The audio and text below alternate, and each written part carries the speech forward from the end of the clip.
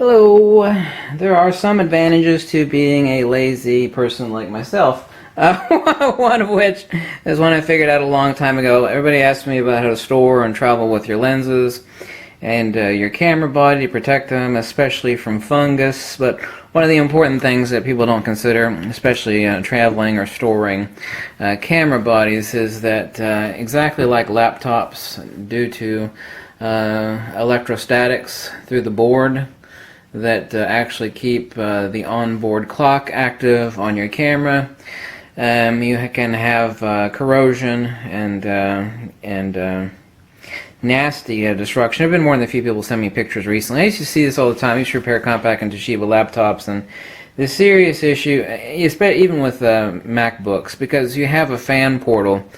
Now, cameras don't have fans that are transporting circulating air that cools the processor and has a heat sink, so you don't have that issue with the camera. But the thing that people think is that, well, the camera is weather sealed, and like the Nikon D3 or the D4 or some of the really expensive Nikon cameras that have really heavy weather seal, well, there's a huge portal on the front of that camera where humidity creeps in, also through the battery compartment.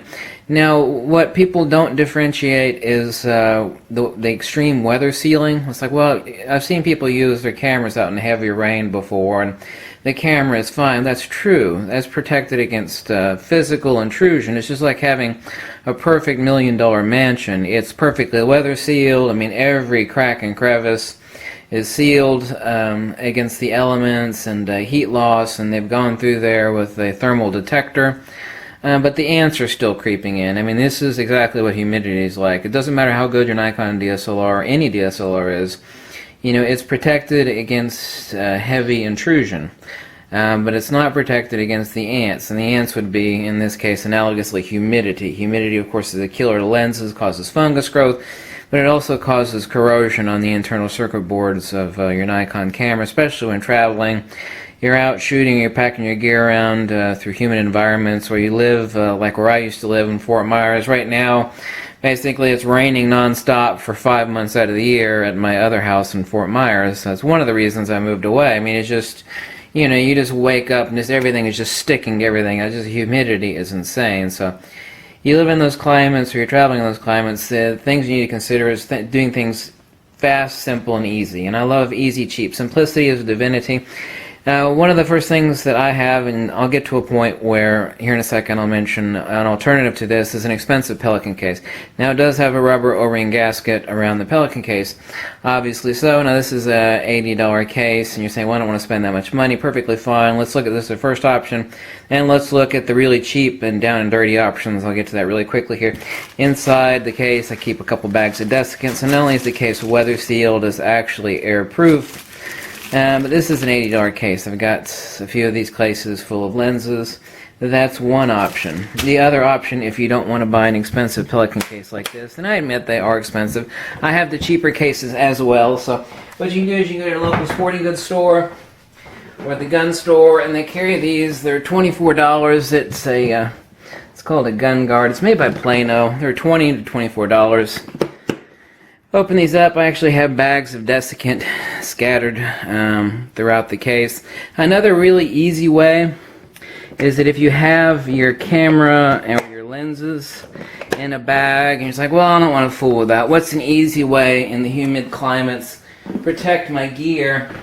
And the easy, simple way to do that actually is to stick it in your bag where it already is anyway. Throw it in your closet or somewhere and pile up, you know, the junky clothes you'll never wear again on top of it. So if you plan on taking a trip, or the lenses that you aren't using often, throw them in the corner of your closet, and then take a pile of the crappy clothes that don't fit or whatever and pile it on top of there. The reason for that being is that the clothing acts like a natural desiccant, and it keeps the humidity from reaching your camera and your lenses and your camera bag, and that is actually a perfect way to keep away the humidity and potential fungus growth. It sounds goofy, but it's actually perfectly logical, and it does work. So you just pile up your clothes on top of your camera bag in the corner of your closet. The fast and easy way, if you're traveling, if you don't have a case like this, I see all these elaborate, nonsensical things that people do. It's like, well, if you insert a certain wood inside your safe, the wood acts as a dehumidifier because it sucks so much. These are all these expensive, elaborate. It's like, how about doing something really simple? Go to your store, buy some Ziploc freezer bags, okay? What you do is you pop your lens inside your Ziploc freezer bag. Now you can buy 100 packs of these for $5 on eBay. They're silicon desiccant gel packs. Okay, you open up your Ziploc freezer bag, throw in a little bag of desiccant, which costs you, I don't know, 5 cents per bag. You seal up your bag. You squeeze most of the air out. You roll it up. Okay, and you can also store them in your case this way. So you got a desiccant, you got your lens, your Ziploc, and you fold everything up here, squeeze all the air out. Perfect way. You know, how many lenses do you got? I mean, you can get 40 bags for the good Ziploc ones, not the cheapies, but the good Ziploc. You can get a 40 pack for like $4.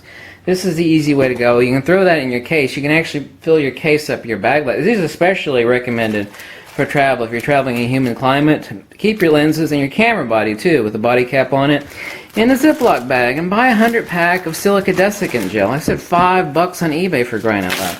Now, I do have a safe, and they make something special for the safe. Now, only the really expensive safes are actually sealed against humidity.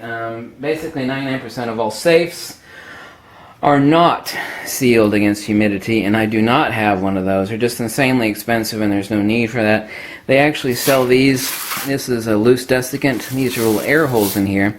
Now, these beads are normally blue. If I could pop the top on it, I'll actually show you. They have indicator beads amongst these silica desiccant, but once they turn pink, it means it's time to regenerate this. And you do that by putting them on a frying pan, and you just put on low heat in the oven, and what that does is it removes the humidity out of these, and these pink crystals turn blue again. That means it's ready to go. That means this one needs to be recharged in my oven. And it's just a little metal can, basically, that's full of desiccant. They sell these for people putting them. When I used to work in a couple gun stores, people were like, oh, my guns are safe because, and the same thing applies to your lens. Oh, my guns are safe because they're in my safe. They bring in all these guns that are buried in the back of their safe for 20 or 30 years, and, oh, well, they're safe. You know, I oiled them up, and the humidity creeped in, and they are just destroyed. Not totally destroyed, but destroyed from humidity. And the same thing will happen to your camera lenses. So just the fact that it's in a safe doesn't mean a damn thing.